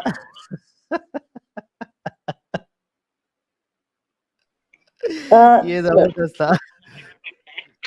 ये बोले तो कि जो है, अगर कि इतने कन्वर्ट होते हैं, अरे भाई वो भी तो आज की डेट में दिखा दो कितने छोड़ रहे हैं, उसकी भी तो गिनती कर लो ना अब। एक बयार आई हुई है, एक जो है लोगों का दिमाग खुल रहा है, सोचने समझने लग गए हैं। मेरे साथ इतने लोग जुड़े हुए हैं, बहुत ज्यादा, जिनको मैं जानती हूँ, लेकिन वो ठीक है, थोड़ा डर है उनके अंदर, समाज का, अपने घर का, घर से निकाल दिए जाएंगे, कहाँ जाएंगे बेचारे। लेकिन सोचने की सलाहियत आने लगी है, क्यूरियोसिटी बढ़ने लगी है, सवाल उठने लगे हैं। तो जितना सवाल उठ रहे हैं, उतना ही बौखला रहे हैं। तो देख लो क्या-क्या, एक एक ना एक फ्रस्ट्रेशन सा आ गया है मोमिन कम्युनिटी में। वो चाहे आपको स्वीडन में दिखेगा, चाहे फ्रांस की घटना का दिखेगा। फ्रांस की घटना कह सकते हैं कि ठीक है, वो जो लड़का मारा गया, वो अपने उसके वजूहात हैं, वो सरकार और वहाँ की जुडिशरी देखती। लेकिन इसके बेस पे लाइब्रेरी जला देना, मकान जला देना, दुकानें जला देना, लूट-पाट करना, ये तो कहीं से कहीं तक जस्टिफाई नहीं हो सकता ना। तो आप गए हो वहाँ रेफ्यूजी के तौर पे, आप अच्छी ज़िंदगी, उस वहाँ की चमक-धमक से इंस्पायर्ड होके आप वहाँ रहने गए हो, वहाँ की लाइफ़स्टाइल में जीने गए। फिर वहीं जाके आपके जब जैसी संख्या बढ़ी, आपके दिल में धीरे-धीरे शरीयत का कीड़ा कुलबुलाने लग गया। फिर आप बहाने ढूँढने लग गए, किसी ना किसी बहाने आप, हिजाब के बहाने, कुरान के बहाने, लड़का ये कर दिया मुसलमान बच्चे को, इस बहाने, कोई भी बहाना निकाल के वो फ्रस्ट्रेशन निकालते हैं। चाहे आप इंग्लैंड में देख लीजिए, यूके में भी यही हाल है, पाकिस्तान, एक दौर था कि पाकिस्तान में कोई स्कीम निकली थी कि यूके में बसने के लिए कोई स्कीम, वीज़ा वगैरह निकाला था, तो वहाँ बहुत सारे पाकिस्तानी उस टाइम पर यूके चले गए। आप लोग जानते होंगे जब निकालेंगे इसको। तो वहाँ जाके जब अब जनसंख्या बढ़ने लगी, तो इन्होंने अपनी वही जो डीएनए में घुसा हुआ है, पागलपना, मानसिक दिवालियापन, वो शुरू कर दिया। डी हिजाब पहनो, वहाँ की डीएनए में गोरी लड़कियों को हिजाब पहनाने डीएनए लग में गए थे। एक घुसा हुआ वीडियो है, में थे। जी? मतलब डीएनए में घुसा हुआ है पागलपना।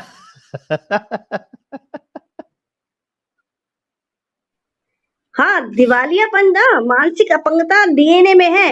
अपंगता पैरों की नहीं होती है, और दिमाग की होती है, और दिमागी जो, और ऐसी अपंगता है कि जो इनके पीढ़ी दर पीढ़ी चली आ रही है, जो समझ लो कि वो जनरेशन टू जनरेशन चल रही है। अब वो आने वाले वक्त में देखो क्या होता है, इंग्लैंड का या फ्रांस का या स्वीडन का या और यूरोपियन कंट्रीज का। क्योंकि ये तो तय बात होती है, जहाँ पे जनसंख्या बढ़ी थोड़ी-सी, वहीं ये लोग रंग दिखाने लग जाते हैं। बिल्कुल आपने सही कहा कि जहां जनसंख्या बढ़ी, एक तो जनसंख्या बढ़ती है इनकी, तो ऐसा नहीं है, जैसे अभी देखो पारसी लोग, पारसी लोग जब आए, और आप देखो वो कम्युनिटी कितनी एडवांस है, पढ़े लिखे होते हैं, वेल सेटल होते हैं। ऐसा नहीं कि ये जनसंख्या इनकी बढ़ती है हमारे मोमिन हजरात की, तो एक कुछ यानी देश की तरक्की या दुनिया की तरक्की के लिए कुछ योगदान होगा इनका। जनसंख्या जो बढ़ती है इनकी, अक्सरियत आप देखिए वो तो आपको पढ़े लिखे नहीं होंगे, और जहाँ पे ज्यादा हो गए उस एरिया का माहौल खराब, वहां पे चोरी चकारी आपको मिलेगी, चरसी गर्दुल्ले आपको मिलेंगे उधर। यानी ऐसा भी नहीं है कि चलो आबादी बढ़ रही है तो कुछ देश को कुछ अच्छा दे रहे हैं लोग।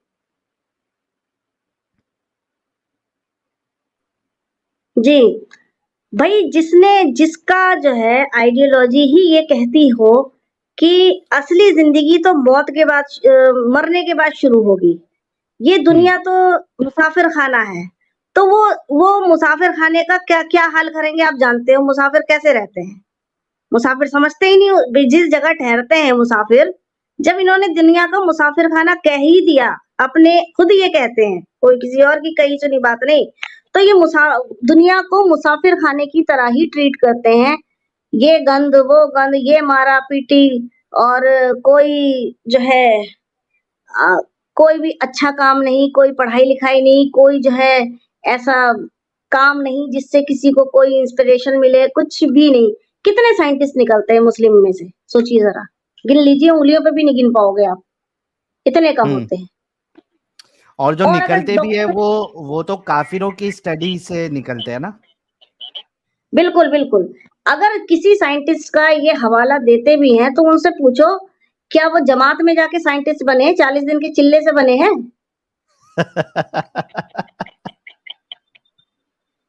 तो जो है देते हैं, बहुत से साइंटिस्टों का हवाला देते हैं, ये एपीजे अब्दुल कलाम जी का जो हवाला देते हैं। अरे भाई, वो फिजिक्स पढ़ के, साइंस पढ़ के साइंटिस्ट बने हैं। उन्होंने चिल्ला लगा के जो जमात में जाके नमाज पढ़ के मुसल्ले पे थोड़ी साइंटिस्ट बने हैं। उनका रूटीन, उनका उनकी उनकी लाइफ के बारे में पढ़ो, वो कैसे अपनी लाइफ बिताते थे, क्या करते थे, वो उनका क्या रूटीन था। और जो मैंने देखे हैं, जो डॉक्टर एमबीबीएस पढ़े हैं, जिन्होंने पूरा इवोल्यूशन पढ़ा होगा, जेनेटिक्स पढ़ी होगी, जिन्होंने एनाटॉमी पढ़ी होगी, जिन्होंने फिजियोलॉजी पढ़ी होगी, पता लगा वो जो है वो भी यही कह रहा है कि पहला इंसान तो आदम हव्वा ही थे। हजरत आदम थे पहले पैगंबर, और पहले इंसान, और हव्वा। बताओ जरा, एक डॉक्टर, एमबीबीएस डॉक्टर ये बात कह रहा है। ऐसे ऐसे डॉक्टर देखे हैं कि जो है पर्चा, एक हाथ से पर्चा लिखते रहते हैं, दूसरे हाथ से तस्बीह चलाते रहते हैं। ऐसे डॉक्टर मैंने देखे, तस्बीह एक हाथ में पढ़ते रहते हैं, दूसरे हाथ से प्रिस्क्रिप्शन लिख रहे हैं, और प्रिस्क्रिप्शन लिखने के बाद मरीज का सर नीचे करके और उसके उसके सर पे हाथ रख के फूंक रहे हैं। भला बताओ जरा, पूरी डिग्री का सत्यानाश गोबर लेप दिया। ये अक्सर तबलीगी डॉक्टर्स जो होते हैं, ये इस तरीके की हरकत करते हैं वो लोग।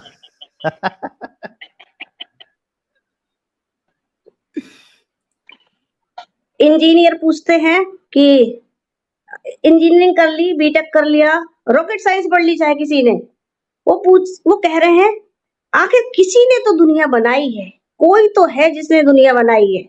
मैं कहा रॉकेट साइंस पढ़ के भी तुम्हें समझ में नहीं आई? सोचो जरा, ये हाल है पढ़ने लिखने के बाद। तो अब सोचो डीएनए कितना ज्यादा वैसा हो चुका है, क्या कहना चाहिए, अपंग, अपंग टाइप का। हाँ, म्यूटिलेट हो गया है।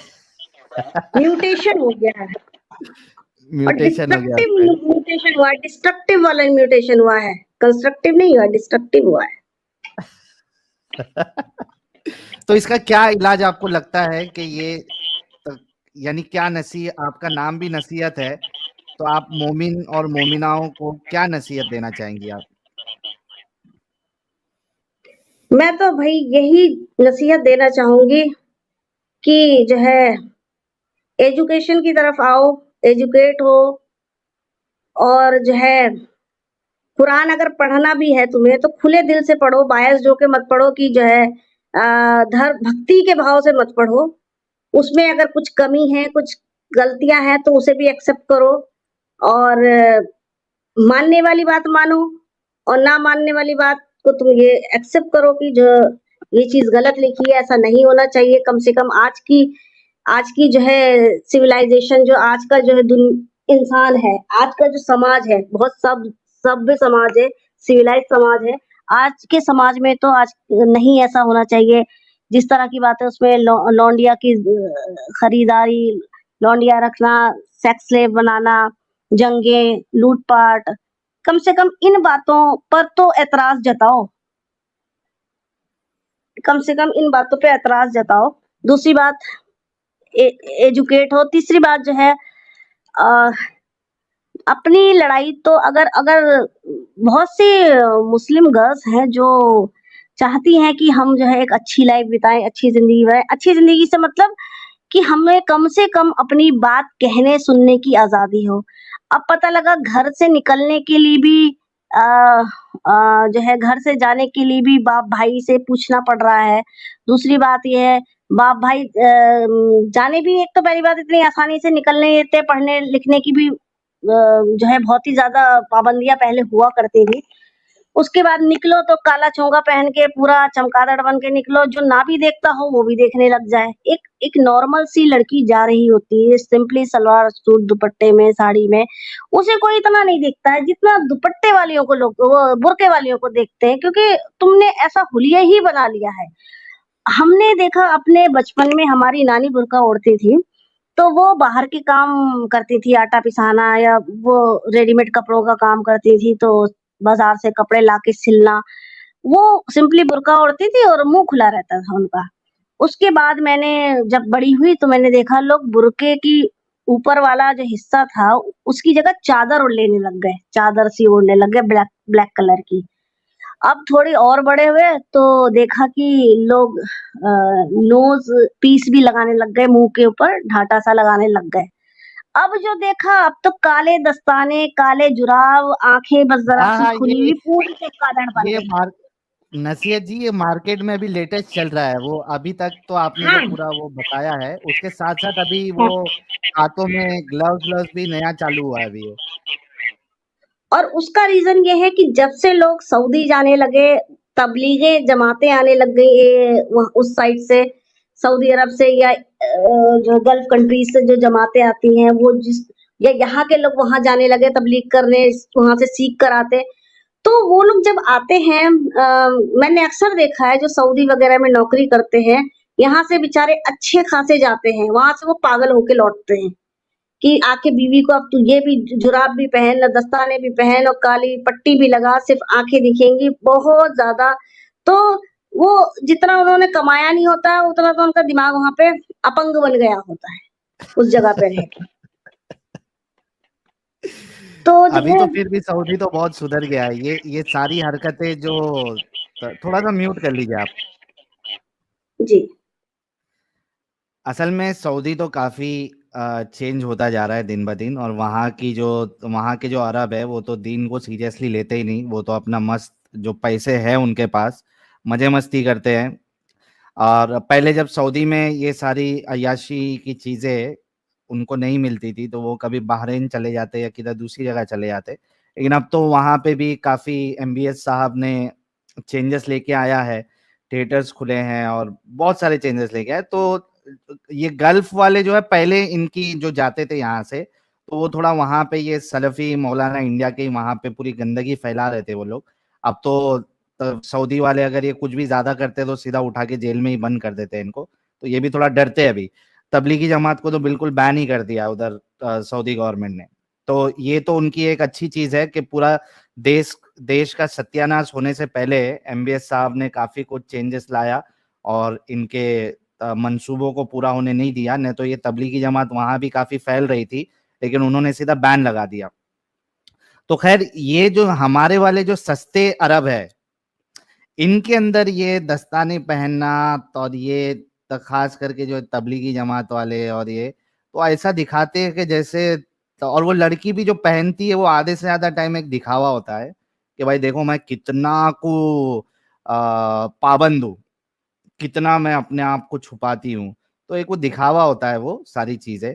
अरे भाई तुम्हारे हाथ खुले हैं तो कौन सा तुम्हारे हाथ को देख के, जैसे रसूलुल्लाह किसी एक औरत को देख के एकदम क्या कहते हैं उसको, क्या वर्ड है यार, हाइपर एक्टिव हो गए थे और उसके बाद उनको जाना पड़ा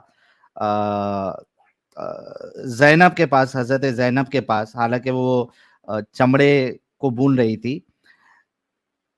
वैसे आम इंसान लोग जो है, अच्छे इंसान लोग जो है, वो किसी का सिर्फ हाथ देख के वो इतने चार्ज नहीं हो जाते कि आपको भी हाथ भी अपने छुपाने पड़ रहे हैं। तो ये सब दिखावा बंद करो और ये जबरदस्ती के नाटक है ये सब। हाथ छुपा लेना ग्लव से, तो आंखों को ऐसा करना, अजीब अजीब हरकतें जो तुम करते हो, तो बड़ा अजीब लगता है लोगों को। और नसीहत जी ने बिल्कुल सही कहा, जो इंसान नहीं देखने वाला है वो भी देखने लग जाता है, मतलब ये क्या नमूना जा रहा है यहाँ से, इस तरीके से। तो और इसमें भी वो अक्सर जो है, वो जो बुर्का का पहनती है, वो अक्सर लड़कियां जो वो बेचारी मजबूरी में पहनती है, घर वाले जो है पीछे पड़ जाते हैं उनके, और एक स्टाइल फैशन होता है, उनको ऐसा लगता है कि भाई चलो मस्त, आज की तारीख में एक से एक बुर्का आए हैं, वो कोट वाला बुर्का। और तो बड़ा भाई बुर्के का बिजनेस आप देखो, अगर किसी को बिजनेस खोलना है, मोमिन हजरात, अगर कमाई उमाई दूसरे बिजनेस में नहीं हो रही, तो भाई बुरखे का बिजनेस खोल लो। आजकल मार्केट में बहुत ज्यादा पैसा आपको मिलेगा इसमें। अलग अलग नए नए डिजाइन के जो है मार्केट में बुरकाएं हैं, और वो औरतें भी तड़प रही है, मुझे ऐसा वाला बुरखा लेना है, मुझे वैसा वाला लेना है, इससे अच्छा लगना है, उससे अच्छा लगना है। तो ये बुरखा भी अक्सरियत जो है वो एक फैशन स्टाइल बन गया है, क्योंकि आप अंदर कुछ भी कपड़े पहन लो, शादी में भी चले जाओ, बुर्का उतारना नहीं है, बुर्का अच्छा रहे, अंदर कुछ भी नॉर्मल घर का ड्रेस भी पहनो, तो बच जाता है टाइम और ये सब। और इसमें से कई सारी लड़कियां बुर्का पहन के जाती हैं ऑफिस, और उसके बाद इधर मॉल में जाएंगी या फिर कॉलेज जाएंगी, वहां बुर्का उतर जाता है उनका, फिर वो वहां पे बिना बुर्के के घूमती है। तो ये बहुत मिक्स चीजें है, ऐसा नहीं है कि ये इसको कोई अ, इसका जो मकसद, सो कॉल्ड मकसद बताया गया उसके लिए पहन रही है। बहुत मिक्स चीजें आपको मिलेंगी, बहुत सारी लड़कियां अपने अपने हिसाब से इसको यूज कर रही है। जी नसीह जी, प्लीज गो अहेड। जी, और बुर्का भी जो है, बुर्का भी कोई, आपने सही बोला कि सिर्फ जिस्म छुपाने भर की चीज नहीं रह गया है। इतना ग्लैमरस बुर्का होता है, इतना भड़कीला होता है। आप सोचो, मैंने फिश कट बुर्के देखे हैं। फिश कट बुर्का जो होता है, हिप्स पे टाइट फिश होता कट। है, और फिश कट बुर्का सोचिए, और पूरी वो मछली टाइप का पूरा शेप बन के आ रहा है उसका, जो है। और जो ना देखता हो वो देखेगा। हम खुद देखने लग गए ये क्या चीज है। जब हम देखने लगे तो फिर जेंट्स क्यों ना देखेंगे। और उसमें जाली वाला, नेट वाला बुर्का, उसमें जो है सुराख, और उसमें सितारे, सलमा, जो ना देखता हो वो देखने लगे। मतलब अच्छा, अगर कुरान की भी बात करें तो कुरान में भी कहाँ बुर्का है? ऐसा बुर्का तो कहीं नहीं है कुरान में। कुरान में भी अगर इनकी ही कौन सी सूरा में कुरान बुर्के का एक जिक्र इस तरह से है कि ए मोमिनाओ, जो है तुम अपनी छातियों को अपनी चादरों से ढक लो, और अपने अज़ों को खुला मत रखो, कुछ ऐसा ही है। हम्म। ऐसा बुर्का नहीं है, ऐसा कहीं नहीं लिखा है कि तुम चमगादड़ बन जाओ। अब और अगर नया अगर फिश ये cut, fish cut first time सुना मैं, फिश कट बुर्का। फिशकट बुर्का है। वो एकदम जलपरी सी लग रही थी, वो मोमिना कम जलपरी। तो जो है उसमें कुरान में बुर्के का इतना जिक्र है कि जो है अपनी अपनी छातियों को ढक लो, छातियों पे चादर रख कर लो, ढीले कपड़े पहनो, अपनी शर्मगाहों को छुपा। तो उसके लिए मैं सिंपली जो सलवार सूट पहनती हूँ और दुपट्टा ओढ़ती हूँ, ये भी तो पर्दा ही है ना। ये कौन सा खुला हम्म। है? हम्म। ये भी तो पर्दा है। लेकिन यहाँ के जो हिंदुस्तान पाकिस्तान की अल्ट्रा प्रो मैक्स मुस्लिम जो है ना, वो उनको मोमिना ज्यादा है। चुल बुर्के की रहती है। हाँ, उन उन मोमिनाओं को ज्यादा चुल रहती है बुर्के की। और जो हम्म। है, अब आप आने वाले टाइम में देखना, सऊदी में ये भी चेंजेस आएंगे। अपनी ही लाइफ में आप देखिएगा कि अ, एक जमाना था कि सऊदी में औरतों को घर से नहीं निकलने दिया जाता था। आज के टाइम में मॉल्स में, फैक्ट्रीज में, कारखानों में, दुकानों में, शॉप्स में औरतें काम कर रही हैं, फीमेल्स काम कर रही हैं। आप ये सोचो, हम्म। जो वहां गए हुए लोग हैं, जिनके साथ वो औरतें काम कर रही हैं, उनका बताया हुआ कॉल है, ये नहीं कि किसी ने मैं कहीं सुनी बात कर रही हूँ। तो एक ज़माना ऐसा आएगा कि वहाँ तो सब लिबरलाइज़ेशन होता जाएगा और लोग सिविलाइज़्ड होते जाएँगे, लेकिन एशियन जो इधर के हिंदुस्तान, पाकिस्तान के अल्ट्रा प्रो मैक्स मुस्लिम है, ये उतने ही ज़्यादा बद्दू होते चले जाएँगे। हम्म।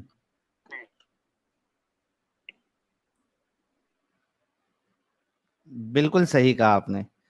लेकिन मुझे ऐसा लगता है कि जितनी तेजी से अभी ये सोशल मीडिया का ज़माना है, तो हमारी बातें जो लोगों तक फैल रही है, मैंने देखा है कि मोमिनाएँ ख़ास करके बहुत तेज़ी से इस चीज़ से निकल रही है।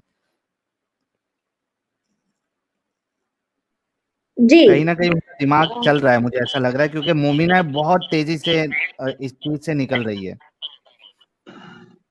हाँ, ये हो सकता है, अभी कोई सर्वे या रिसर्च ऐसी देखी नहीं है मैंने, लेकिन हाँ, ये है कि सोशल मीडिया पे ही हम देख रहे हैं और अपने अपने जानने वालों को मैं जो देख रही हूँ, अपने कॉन्टेक्ट में आए लोगों को देख रही हूँ सोशल मीडिया पर भी, कि जो मोमिनाएँ हैं, वो काफ़ी हद तक सोचने लग गई हैं और समझने लगी हैं। लेकिन वही है कि अभी भी एक डर है, एक तलवार लटकी रहती है फ़तवे की, कि पहले तो घर वाले ही मारेंगे, पीटेंगे, फिर सोसाइटी वाले जो है बहिष्कार करेंगे, फिर कम्युनिटी जो है बहिष्कार करेगी और फ़तवे का तो अलग ही एक डर होता है। तो इस वज़ह से कुछ डर अभी भी काफ़ी है, डर तो अभी भी है काफ़ी। असल में हमें जो है ना त आपकी बात बिल्कुल सही है। अ, अभी जैसे जिस तरीके से पिछले बार 2 एक्स मुस्लिमा आई थी, तो उनको भी इसी तरीके का प्रॉब्लम था। फिर मुझसे कुछ लोग जुड़े भी हैं जो जिनका यही प्रॉब्लम है कि भाई इस्लाम तो छोड़ दिया लेकिन अब निकले कैसे इससे? तो एक पूरा पता नहीं है कब होगा, कैसे होगा। ये कहीं न कहीं हमारी जो गवर्नमेंट है, उनको कुछ अलग प्रोविज़न लाना चाहिए एक्स मुस्लिमों के लिए, ताकि उनके लिए जॉब्स हो, आसानी हो, ताकि ये आगे बढ़े कम्युनिटी। अभी तक कोई गवर्नमेंट ने आज तक एक्स मुस्लिम का नाम भी नहीं लिया, हालाँकि इतना न्यूज़ चैनल में आ जा रहे हैं हम लोग, सब जगह आ जा रहे हैं, लेकिन गवर्नमेंट के किसी भी बड़े पोस्ट पे जो भी है, उन्होंने आज तक एक्स मुस्लिम करके वर्ड यूज़ ही नहीं। क्यों भाई, हम हिंदुस्तानी नहीं है क्या? हमारे राइट्स नहीं है क्या? हमारी चाहतें नहीं है क्या? हमें जीने का हक नहीं है क्या? तो जब ये कम्युनिटी उभर के आ रही है, तो कुछ तो बोलो उनके बारे में कि हाँ, ऐसे लोग भी हैं। मुझे नहीं लगता कि मोदी साहब को ये पता नहीं होगा कि भाई ये एक्स मुस्लिम करके भी कुछ चीज़ें चल रही है। I am dead sure he should be knowing about this. Amit Shah ji को भी पता होगा ये चीज़ें, लेकिन कोई बिल्कुल, लेने बिल्कुल। का नाम लेने का प्रयास भी नहीं कर रहा है, कुछ भी नहीं कर रहा है। भाई देखिए गवर्नमेंट इसके अगर लिए ना सुन रही है, हमें ज़रूरत है आप लोगों की। इसके लिए इसके लिए हमको खुद आगे बढ़कर सरकार के पास जाके एक देना पड़ेगा, क्या देते हैं जो भी अ, उनको, कि एक ऐसी भी मुहिम है और इस मुहिम में ये चीज़ें हैं, ये कॉन्सेप्ट है, ये हमारे जो है प्रिंसिपल्स हैं और हमको जो है सेफ्टी सिक्योरिटी चाहिए, सोशली भी, फाइनेंशियली भी। जब तक सब एक यूनाइट होके सरकार को नहीं बताएँगे, सरकार खुद से कभी भी जो है आपको नहीं रिकॉग्नाइज़ करेगी, बिल्कुल नहीं करेगी। और ये मुहिम, ये क्या, कोई भी किसी भी दौर की कोई भी जो मुहिम या आंदोलन होता है, अगर उसको सरकार का सपोर्ट ना मिले, तो बड़ा मुश्किल हो जाता है। आज की डेट में हुँ। हम लोगों को सरकार के सपोर्ट की बहुत सख्त ज़रूरत है, बहुत ज़्यादा। क्योंकि हम लोगों के साथ दुश्वारियाँ, परेशानियाँ आम लोगों से ज़्यादा होती हैं। अपने ही घर में दुश्वारियाँ ज़्यादा होती हैं, आप बाहर तो बाद में जाओगे। अपने ही घर में बहुत ज़्यादा दुश्वारियाँ होती हैं, तो एक्स मुस्लिम्स को जो भी पॉसिबल हो सके सरकार को सेफ्टी, सिक्योरिटी, जॉब वगैरह प्रोवाइड कराना चाहिए, क्योंकि हम भी इसी देश के नागरिक हैं और हमारा भी वोट है इस लोकतंत्र के लिए, हम वोटिंग भी करते हैं। तो जो है हमारे हमको भी बुनियादी हक मिलने चाहिए, जैसे आस्था आस्था वाले, मतलब मैं ये समझती हूँ, जब काल्पनिक चीज़ों के लिए का और गलतफ़हमी पैदा करने वाली चीज़ें, मज़हब को या मैं धर्म को इस तरह से लेती हूँ, गलतफ़हमी पैदा करने वाली जो वो एक ग्रुप। तो गलतफ़हमी पैदा करने वाले जो ग्रुप्स होते हैं, उसके लिए आप इतनी चीज़ें प्रोवाइड करते हो, इतना सब कुछ कर रहे हो, तो अगर हम मिसलीड करने वाले वो लोग होते हैं, तो एक हम जो एक सच्ची मुहिम चला रहे हैं, जिसमें हम लोगों को सच्चाई से रूबरू करा रहे हैं, तो हमारा आपकी क्या ज़िम्मेदारी नहीं बनती है कि हम लोगों को प्रोटेक्शन दें, सेफ्टी दें, हमको हर तरह से जो है सपोर्ट करें? बिल्कुल, बिल्कुल। चलिए, आई आई आई एम श्योर कि आगे कुछ ना कुछ, या फिर जब तक कोई हादसा नहीं हो जाता बड़ा कोई एक्स मुस्लिम के साथ, तब तक गवर्नमेंट जागेगी या नहीं जागेगी पता नहीं। वो एक रास्ता ही होता है ना, कुछ किसी का कुछ हो जाता है, फिर वो खबर बहुत ज़्यादा फैल जाती है, वायरल हो जाती है, तब जाके फिर गवर्नमेंट की आंखों तक पहुंचती है। आई डोंट नो कि उसके बाद होगा या क्या होगा, but let's wait, let's hope for the best. एक सवाल आपके लिए ये भी था कि यूसीसी के बारे में आपकी क्या राय है? जी, यूसीसी के बारे में मैं इतना ही कहना चाहूँगी, कानून एक, फ़ायदे अनेक, इन शॉर्ट। हाँ, हाँ, फ़ायदे हाँ। सिर्फ़ जो है मुस्लिम के लिए ही नहीं है, ये समझिए, फ़ायदे या नुकसान, अगर अगर मुसलमान समझ रहे हैं कि ये इससे नुकसान होगा, नुकसान मुस्लिम का नहीं होगा, पर्सनल लॉ का होगा। मुस्लिम पर्सनल लॉ के जो आका हैं, जो वहाँ चौधराहट उनकी कायम है मुस्लिम पर्सनल बोर्ड में, जो वो जो है अपनी मनमानी करते हैं। तो यूसीसी आने के बाद जो है एक देश होगा, एक कानून होगा, सबके लिए होगा वो तो, ये थोड़ी कि मुस्लिम के लिए कोई अलग से चीज़ होंगी। जो चीज़ें अगर हिंदू में भी किसी किसी वजह से किसी इंसान के हक मारे जाएँगे, तो यूसीसी के तहत जो है, वो सब एक प्लेटफ़ॉर्म पे आ जाएँगे, सबको एक जैसा फ़ायदा होगा। हिंदू में हो, सिख में हो, ईसाई में हो, कहीं पे कोई एक सबसे पिछड़ा हुआ इंसान भी अगर किसी अपने हक से वंचित रह जा रहा है, तो यूसीसी आने के बाद जो है, उस सबको समान अधिकार मिलेगा। बात सिर्फ़ मुस्लिम की नहीं है, नुकसान का तो ख़ैर कोई कोई है ही नहीं मसला यहाँ पे। कोई भई यूसीसी के तहत ये तो कहा नहीं गया है कि तुम शादियाँ कोर्ट मैरिज करो, उसमें ये बोला गया है, भले से अभी आया नहीं है ड्राफ्ट, लेकिन एक जो बात चल रही है चर्चा, कि शादी जो है आप अपने हिसाब से करो, अपने मज़हब के हिसाब से करो, उसमें कोई नो प्रॉब्लम, कोई परेशानी नहीं है। लेकिन तलाक का प्रोसीजर एक ही होगा। यहाँ पता लग रहा है तलाक कोई किसी तरीके से दे रहा है, कोई किसी तरीके से दे रहा है, कोई किसी तरीके से। प्लस जो आप शादी कर रहे हो वो रजिस्टर्ड होनी चाहिए, वो बिल्कुल सही बात है। अगर ये बोलते हैं कि हलाला नहीं होता है, चलो हम ये मान लेते हैं, इनकी बात मान लेते हैं, जबकि ऐसा ऐसा है नहीं, हलाला होता है। लेकिन ये लोग जानते हैं कि हलाला इतनी इतनी खराब प्रैक्टिस है कि ये इसको खुलेआम नहीं कर सकते हैं, उस बात को छुपाते हैं वो। हलाला का रिपोर्ट ही कितना होता है, कितनी जो है रिकॉर्ड में आता है, कोई बताता तो है नहीं। तो लेकिन हलाला प्रैक्टिस में अगर आप कह रहे हो नहीं है, मान लिया, लेकिन हलाला की गुंजाइश तो है, उसने हदीस ने या कुरान ने या शरीयत ने दे तो रखी है, हलाला की आपको एक गुंजाइश दे रखी है, यानी कि हलाला के जरिए किसी भी लड़की की जिंदगी खराब होने के चांस हैं, अगर शरीयत में वो लिखा है। तो यूसीसी आने के बाद वो चीज भी खत्म, सबको एजुकेशन का हक, सबको दूसरी बात, जो आज की डेट में लड़कों का 2 हिस्सा होता है प्रॉपर्टी में और लड़कियों का 1 हिस्सा होता है। तो चाहे हिंदू होगा, मुसलमान होगा, सिख, कोई भी कम्युनिटी होगी, सब में बराबर, लड़का-लड़की का सबका हक बराबर होगा, तो इसमें कौन-सी परेशानी है? किसको परेशानी है? परेशानी किन लोगों को है? आप सोचिए ज़रा। बेवजह का तूल देना, हर मुद्दे पे सरकार कोई सी भी हो, सरकार कुछ भी लाए, चाहे ट्रिपल तलाक का कानून लाए तो भी उधम मचाया, हुड़दंग मचाया, क्या हुआ? लागू हुआ। और इसी तरह यूसीसी पे आप कितनी डिबेट कर लो, कितना हुड़दंग मचा लो, ये आना है और आएगा, और आना भी चाहिए। मैं समझती हूँ, आना भी चाहिए, उससे जो है सभी को जो है एक जैसा अधिकार, एक कानून, एक देश, एक सबको अधिकार मिलेगा। जी। बहुत शुक्रिया।